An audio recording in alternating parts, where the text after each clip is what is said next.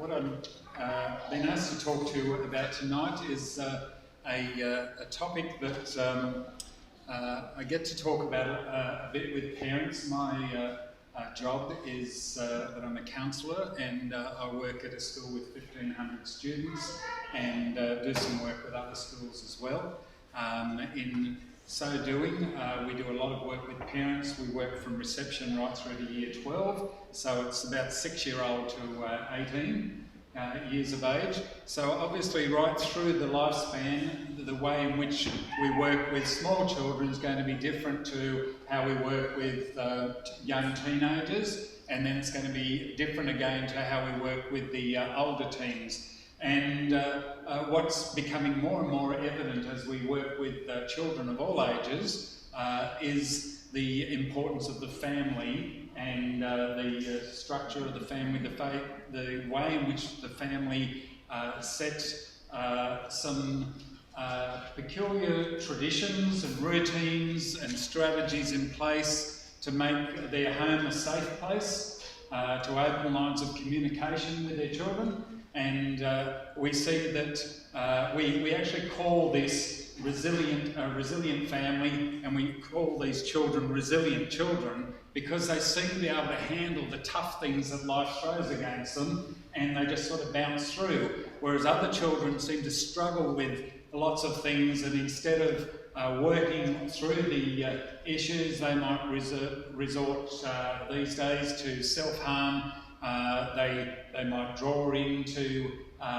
social media and into the internet and their online presence as their escape from what is happening in the world, rather than building a really strong, resilient personality where they can stand up and make really wise choices about what they're wanting to do. They also recognise that in making choices that sometimes they make a wrong choice, but they kind of bounce back from that and go, hey, I've learned something really valuable from this experience, because what we're talking about tonight doesn't mean that you're going to have a perfect family and perfect kids, but it just means there are a lot of things that we can do to help along the way to make things better. So we're talking about resilient families, but we can't do it in the age in which we live in without talking about the digital age as well, because families have to deal with their children in the world in which we live in, and the reality is we live in a digital age. And it's kind of a bit crazy because the digital age was supposed to bring us closer together, and for families to be closer together, for people to be able to connect with each other, and yet we live in a world where people seem to be more and more fragmented and separated and lonely. And one of the greatest things that we see regularly is kids who have so many online friends, but they're really lonely and depressed and anxious. And it doesn't seem to make sense, but it seems to be counterintuitive for a lot of students and a lot of kids of all ages that we're working with. And it seems that as kids are more involved in the digital world at a younger age, the more issues and problems that we're seeing them face that we're having to deal with that we used to only have to deal with in teenagers. Self-harm seems to be one that's quite prominent in kids now in junior school, which we never used to see 5 to 10 years ago. And now that's sort of fairly prominent as well, because they're dealing with issues that are too old for their brains to be able to handle and too complex, and they're becoming more and more insular in their world. So one really important aspect for parents is to be a good role model. And as you see there, technology bringing people closer together, and it's interesting with the look on the boys' face. A lot of kids that we talk to, we're talking to them about emotional intelligence. So we're talking to them about what makes you happy, what makes you sad, what makes you angry, what makes you scared. And it's interesting that the comment for angry usually is when mum and dad are on their phones all the time and I'm trying to get their attention, or I'm trying to talk to them. And that's just a little bit of a depiction of that. So it's really important to be a good role model yourself. And often when I talk to parents about this, I'll go, yeah, I'm actually online all the time, yeah, I really should get off my phone a little bit more, and I really should, we really should be sitting around the dinner table talking about the things that we're going through, and the issues of the day, and the highs and lows of the child's day, and so that we're connecting to them, and they're learning social skills, and they're learning things about and support and being in a supportive family. One of the issues facing the society in which we're living in is mental health issues. There's statistics there, a few statistics to have a look at. 1 in 4 young people aged between, 16 and 24 will experience a mental issue, and I'm sure Dr. Darren sees this in his practice as well, as he's working with students and young people, and we see it more and more as well. The Mission Australia did a survey the year before last. It's the latest one, and the stats with that show that the most concerning issue for young people that's aged, the survey was for 16 to 18-year-olds, the most concerning problem for them were mental health issues, because they all are either experiencing it or know somebody close to them who are experiencing mental health issues. It rated a lot higher than global warming, climate change. It rated a lot higher than gender issues, which the media would have you believe that that's all that kids think and worry about. But the number one issue, and this is Australia-wide, and it included a large sample from South Australia, the number one issue, the most important troubling issue was for them was mental health issues. So let's have a look and see how we can build some resilience in children. What are some of the things that we can do? And if we have a look at this slide here, we'll have a brief sort of chat about each one. Goal setting is really important. Goal setting gives people something to work towards, to achieve. It gives our kids a sense of ownership and a sense of, I can do this if I set my mind to it. I had a boy in year 9 who just got his first job at Macca's, and he said, Mr. Pelton, he said, I've just got my first job and I've opened a bank account. And I said, that's great. And he said, I said, are you a spender or a saver? And he said, oh, I'm a saver. And I went, yeah. And I said, what are you saving for? And he said, I'm saving for a Mustang. I went, okay. He's 15. I said, do you realise how much a Mustang costs? And he said, oh, the one I want is 50 grand. This is about 8 years ago. And I said, 50 grand? So you're working at Max, did you say 50 grand? And he went, yeah. And he said, I've made a pact with myself that I'm not going to draw a cent out of my account. I'm going to make one withdrawal, and that's when I go to pay cash for my Mustang. I went, oh, yeah. I said, oh, well, I really hope you can do that, thinking, no way he's going to do that. Anyway, year 12 came around, which went really quick, and I had an appointment with him at the beginning of year 12, and I said, do you remember back in year 9, when you got your first job at Macca's, and you said to me that you weren't going to draw any money out of your bank account? And he went, yep. Until you bought your Mustang? He went, yep. He had this big grin on his face, and I said, I bet you draw money out. And he just smiled and he said, not a cent. I said, you're kidding. And he said, one withdrawal, Mr. Pellin, that's when I hit 50 grand. And I said, you're in year 12, how much have you got in there? And I'm thinking, maybe 10 grand. He said, I've just passed 30,000, I'm on my way on the downhill run. And he said, I earn a lot more now than I did in year 9. So how amazing is that? Goal setting is really good. But you know, the interesting thing about this kid was every part of his life was really, he made really good choices. He had balance in his life. He was not moody and up and down. He he had lots of things go wrong in his life. There was incredible sickness in his family, which actually ended in the death of a close family member. And you know what? He was just so resilient through the whole lot.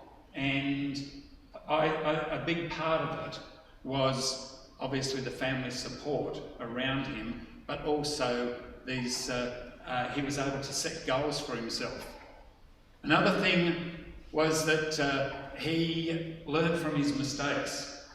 And you know, lots of kids make mistakes, and I sit with a lot of kids who make really bad choices, and there's a certain number who will blame somebody else and never own their mistake. And we always really impress upon kids, own your mistakes. This isn't bad, it's an opportunity to learn. It's an opportunity to work on areas of your life that need working on, an opportunity to grow. So don't ever blame somebody else, own it yourself. And it's really important to reinforce that in your kids as you're helping them to be able to function in this world. Because you know what? We all make mistakes. I was going to say, and all the people said. Okay, understanding and acceptance of their strengths and weaknesses. It's important for kids to know, okay, I'm good at some things, but I'm not good at everything. That's okay. It's all right to be like that. It's all right not to think, because I'm not good at this, I'm hopeless at everything and life's terrible and I should go and hurt myself or go and do something terrible. You know, that's not really helping them to cope in the world we live in. We don't live in a perfect world. We live in a really imperfect world, and we need for them to understand their strengths and their weaknesses, and then maybe help them to strengthen their weaknesses as well and work with them with those things. That's a normal part of growing up and understanding themselves.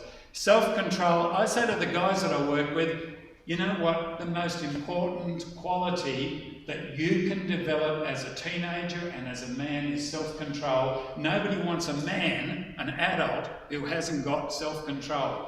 He's not a very good employee, he's not a very good husband, and he's not a very good father if he doesn't have self-control. So if you're going to work on anything, work on self-control and self-discipline. Part of that is goal setting. Willingness to overcome difficulties rather than avoid problems. Own the problem. Stand up and face it and learn how to work through it. And if that means I look to other people for help, that's okay. It's okay to ask for help. It's okay to work through things. It's okay to recognise when you've got problems. Don't avoid them, but kind of handle it. Conflict? Yeah, bring it on. Let's talk about it and let's work our way through it. Let's learn some social skills. Let's learn how to work through things that go wrong. And that's a role in which parents can really take on and help their young men and women with especially. Social skills are really important, and every interaction that we have with our kids and with others is helping them to develop social skills and how to get on with each other.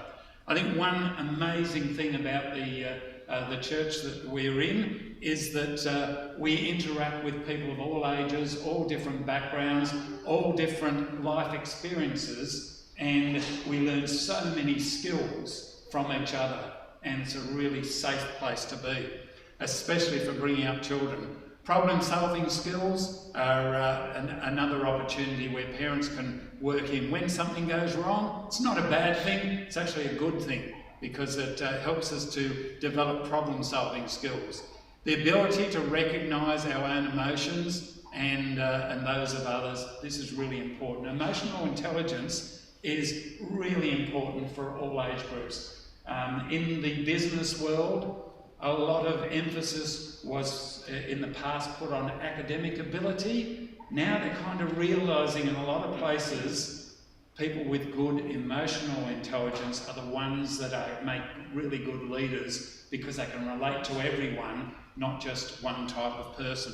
So EQ, or emotional intelligence, is really important.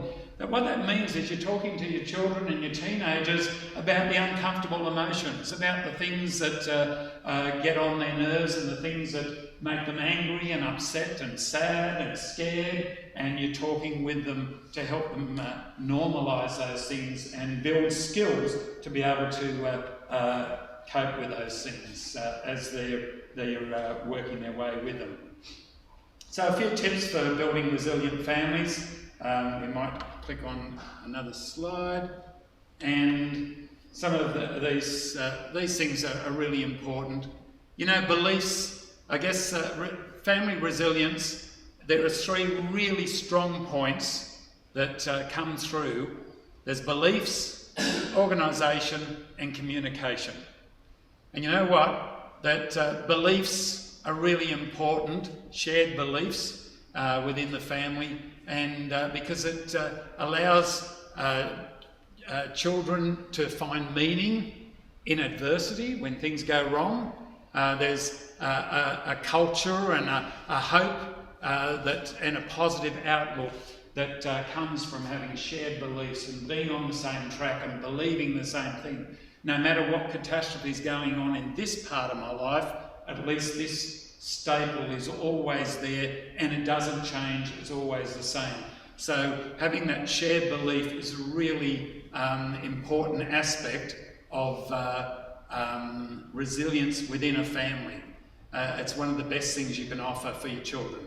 Organisation is really important, being able to have everything reasonably well organised. So, and part of those things are good routines around meal times, good routine around sleep, good routines about use of devices is really important because that's a lot of the things that we deal with mental health issues are directly related to misuse or abuse of devices. It may be social media, it might be the amount of time they spend on the device, it may be the gaming, it may be inappropriate content, young people looking at pornography, and that's a huge problem among boys today.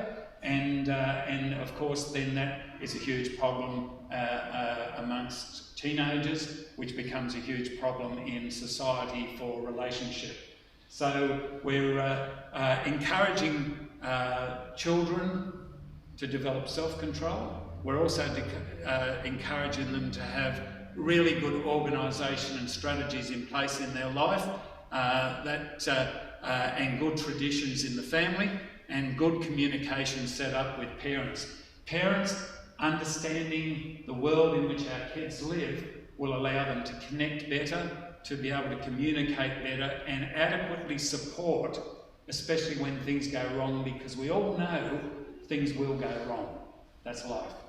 And kids have their L plates on, they will make mistakes, but the adults in their life are the licensed driver to direct and encourage and steer in the right direction while sitting there in the passenger seat in fear and trepidation, thinking, how am I going to get through this trip?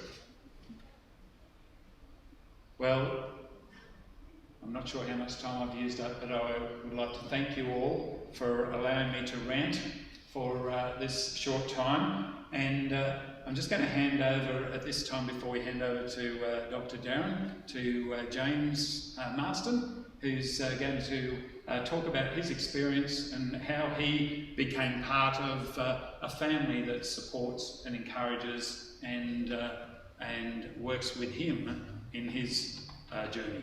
Thanks, James. We all going? All right.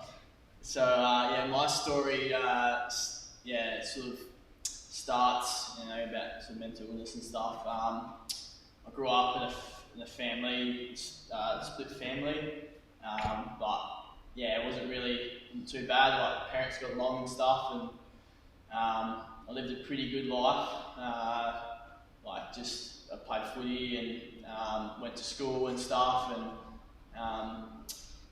nothing was really too bad. I was at school. I was school captain, and everything was pretty good and all that sort of stuff. And I kind of started looking into God and all of that kind of stuff, and I started looking into religion and everything, and I found I was looking for meaning and truth in my life, and what's going to happen to me when I die and pass away, so I started going to heaps of churches looking for the truth and stuff and looking for meaning in my life, but none of it really helped me. I was doing a lot of bad stuff. I was partying and doing a lot of immoral things, living a pretty, sort of not good lifestyle. And anyway, probably my last part of year 12, I went through a real bad stage of mental illness. Probably real bad anxiety and depression. Just a few things that happened in my life and sort of caused me to go into a state of despair, and because of that I had suicidal thoughts, and it wasn't a very good time in my life. It's probably the roughest time of my life. My mum was real worried about me, and she works in Canberra, and she's supposed to go fly over to Canberra, and I remember one week she was just so worried about me, she couldn't go to work, and so things were pretty bad, and anyway, so I thought, well, I better start getting help for this because it's not getting any better, and so I went to different counsellors at my school, different psychologists and stuff for help, and none of it really worked. I went to different Christian people about the churches I've been going to and stuff, and they said, Jesus loves you and stuff, and I said, well, that's great, but it's not really helping my situation. And anyway, I was at school, I was doing my schoolwork, and one of my mates come up to me and says, you're going to go talk to this bloke called Jed Pillen, because he's got an amazing testimony, which is that bloke there, you just heard. And so I went and went up to the front office, and we had some sessions together, and it worked for a bit, the things that he was telling me, but I'd go to work or I'd be at school and I'd just break down, and it just ended up getting worse. And so, but I was lucky on that last session we got into a conversation with God. I've been telling him all this research I've been doing and how I've been looking and stuff, and he told me his personal experience and how he had an experience with God that was talked about in the Bible, and what really pricked my heart was he said to me that I could have that same experience where I could receive the Holy Spirit and speak in tongues. And I've been looking for the truth, I've been looking for meaning in my life, and someone actually said to me that I could have an experience with God where I could have evidence that he was real. And so I came to one of these church meeting things, and came in, and I listened to what they had to say, and they got out the Bible to me, and they said, God says you need to be baptised, not as a baby but an adult, and you need to receive the Holy Spirit and speak in tongues, and they showed me all from the scriptures, and so I thought, well, it's in the Bible, we're going to do it. So I got baptised, and as I came out of the water, I received the Holy Spirit, and I spoke in tongues. Instantly I was healed. My depression and anxiety and all my suicidal thoughts I was having is instantly taken away, and it's just like the single most happiest day of my life. I just remember skipping out of church, I was so happy, and I thought probably like out in the world I thought I was on drugs or something, but I was just really happy, and it's just been amazing ever since. You go through ups and downs in your life, things happen, but when you have the Lord with you, when you have God with you and the Holy Spirit, it's like you're just balanced, and it's like you're on a ship that's being tossed to and fro, but you're on the ship and you're balanced and you're steady, and your mental state or whatever. When I was in the world, I'd be up and down with things, but when you go through things, you have the Holy Spirit, and you can pray to the Lord. He has everything under control, and your mental state is just plateaued. You just balance and everything. So thank you. So I'm Darren Barnett, and I'm a GP down the road, probably 3 or 4 kilometres at Kingston Family Clinic. And I guess talking about resilience, we're talking about the capacity to bounce back from something. So it depends on what happens in your life, how much resilience you need. And it's something that you don't know how good your resilience is until you actually need to use it. So it's one of these etherical concepts that can get quite difficult. But I guess we're going to move forward and look at how do I build resilience? We've got to actually get inside this concept and work out how to achieve that. So you can see I've got, who's done a Rubik's Cube here? I could never solve a Rubik's Cube. Who could solve one? No, nobody here could solve one. I don't know about that thing, but that looks horrible to try and solve. So we've got a puzzle, and we've got to work out how do we actually solve this puzzle. And you might need to solve this puzzle to rebuild your own resilience, but you might need to solve the puzzle to rebuild somebody else's resilience, and it's often a family member. Or in my case, I'm often seeing patients and trying to work out how do I help this person to bounce back from whether it's a medical thing or a mental health thing or whatever it is, how do we actually come back from that? And the other thing we've got to be aware of with this word resilience is it can be misused. Somebody who doesn't bounce back from something very well or is struggling in life, we can say, well, they're not resilient enough. And that's not actually very useful because it's not helping to move us forward. So if we're looking at this, we need to be looking at a journey of change. And so in this position, we've got to know where we're trying to go to. So there's a destination, and then I think the series of road signs next to that fairly clearly depict the path. You can all follow that path, couldn't you? Everyone knows how to get there. It's very difficult, and it's different for different people. And for adults in the room, we've got more life experience to build on, and so we've got more different things we've got through to help us move forward. The younger you are, the less things you've been through, and the harder it is to work out how to move forward. And particularly, I mean, who of us here had a school test that they absolutely hated? If you can remember back that far, who had school tests they absolutely hated? They felt that they were very unfair, they were set up, and it wasn't something they should have had to do. For those who are watching at home later, at least half the room put their hands up. But the whole idea of those tests is they're a fairly low stakes issue. And if you fail this test at school, it doesn't matter all that much. In my medical studies, if I failed some things when I was a medical student, which I did, I made some ridiculous mistakes, then there was somebody there to make sure that that mistake didn't actually harm somebody. If I make mistakes now in my job, there's nobody there to actually catch that mistake and stop it harming somebody. So the whole idea of little tests is to actually build resilience. Build your strategies and your systems and how you cope and how you bounce back and how you prepare for things so that you can continue this journey. But it's quite interesting with the journey, you've got to know where you're starting from. And we're talking about this etherical concept of resilience. You actually need to work out how you assess it. And if we go back multiple slides, there's a whole series of different areas there. That's really complicated. So I think we move forward. How do we assess this concept of resilience? It can come back to connection. That all of us will choose a connection which is not ideal or is toxic, rather than no connection. And this is something that I saw a lot of in the last 12 months in people who, due to COVID, we cancelled school sports, then we cancelled summer school, then we cancelled all social clubs, then we cancelled this, then we cancelled that, then we cancelled something else. And you ended up with a whole pile of things that people used to do that provided them connection, and they're all cancelled. And so you lose connection, and as you lose connection, you replace those things. And I think a lot of us replace those things with things that aren't brilliant. If you've got less face-to-face time, what are you likely to do?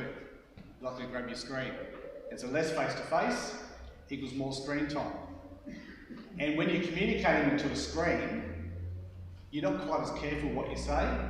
You're not assessing what you're saying quite as much. You're not assessing how the other person is taking what you say. And I found this in my work last year. Probably about a third of my consultations became this phone consult. This thing that you'd never do prior to this. I mean, I'd probably make one phone call a week to somebody about a medical problem before COVID. And now about a third of my day was ringing people to talk about their medical problems. And if I was trying to talk about their mental health, I've lost all of the body feedback of how well they're coping or not coping, or if I've said something they haven't liked, and they're losing all the feedback from me about what I think of what they're saying.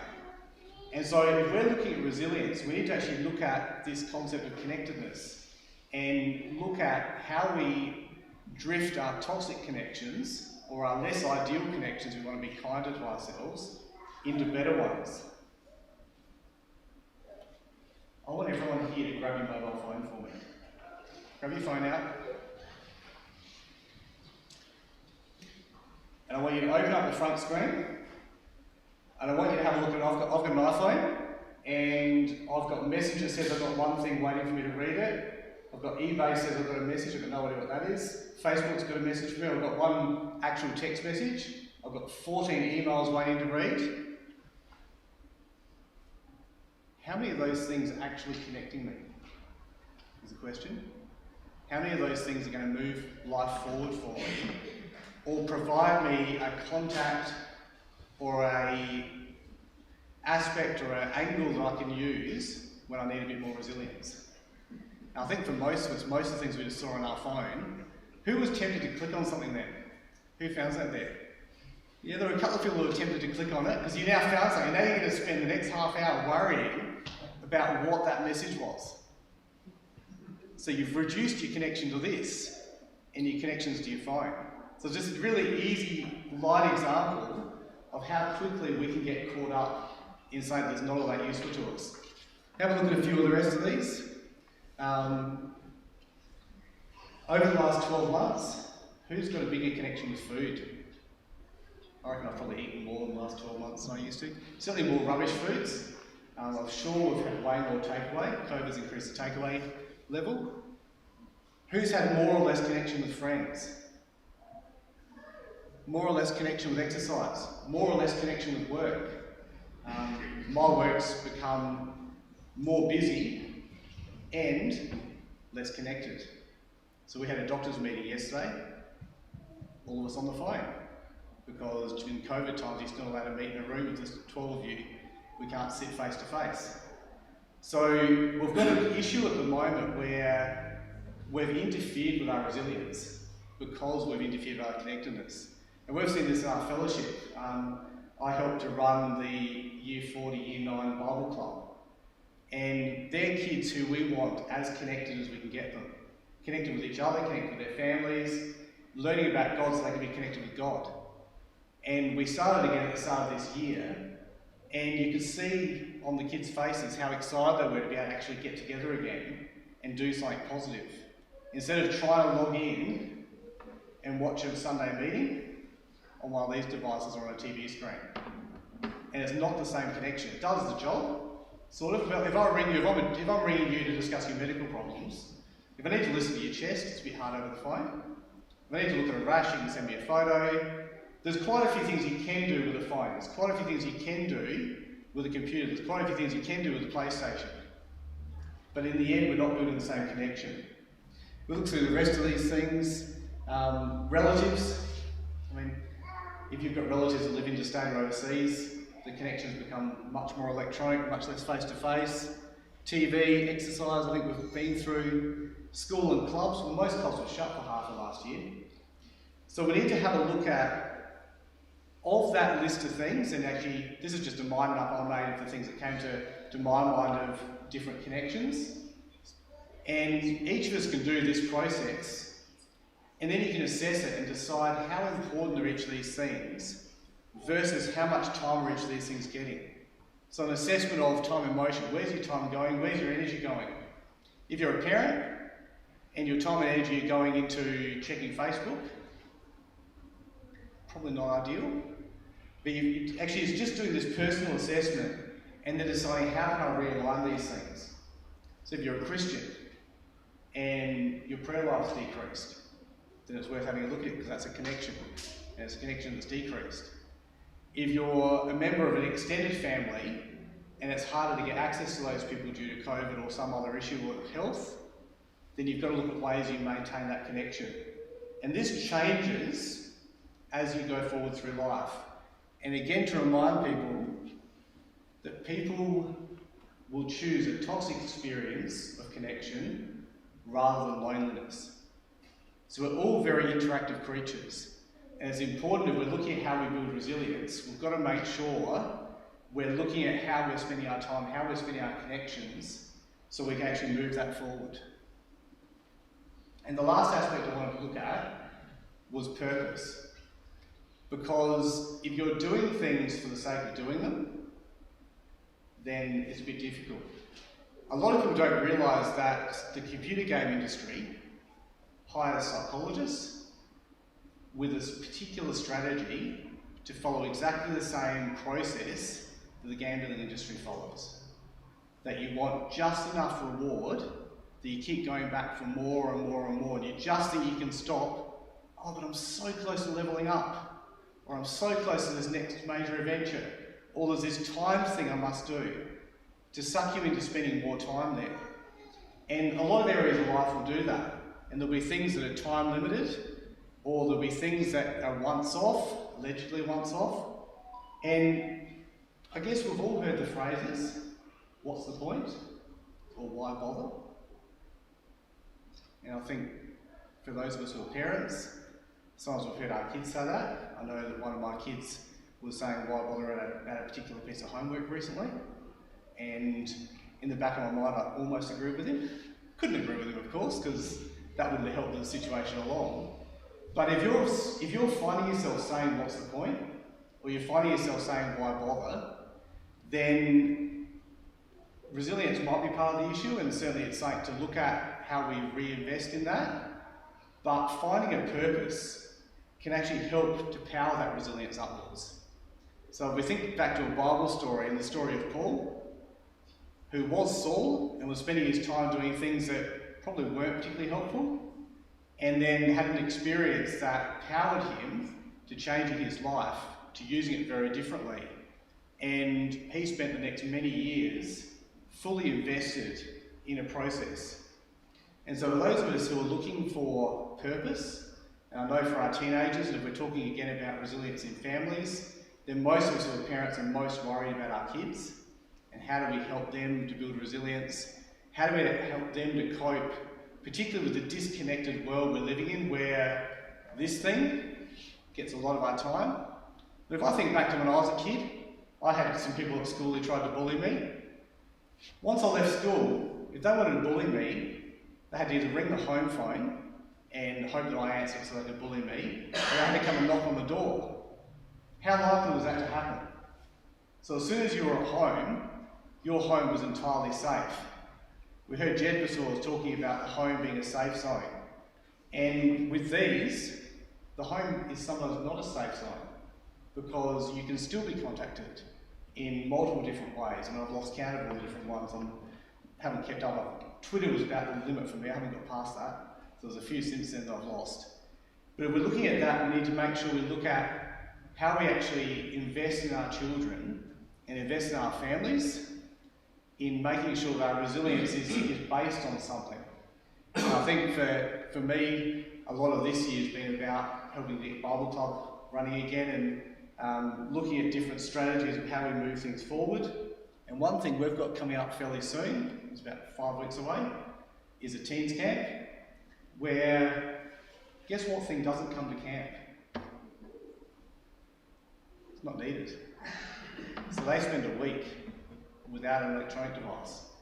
Getting some of the helpers to get rid of electronic devices sounds a bit hard on the teens, but generally we get a whole camp where there's no electronics. And we don't need the electronics, there's plenty of other things to do. And there's a lot of connectedness built. And we hope as the people who are putting these camps on, that a lot of resilience comes from that connectedness. So it's important, if we're recapping, if we're looking at this journey of building resilience, identify where your resilience is, and then look at how you're going to take this journey to build towards building more resilience. And a lot of that is going to involve assessing where your time and energy is going, and making sure you use that energy for connectedness and for building purpose. And that's the end of what I've got for you tonight. But I think we were going to run through some questions. Did we actually end up getting some? We have a few questions.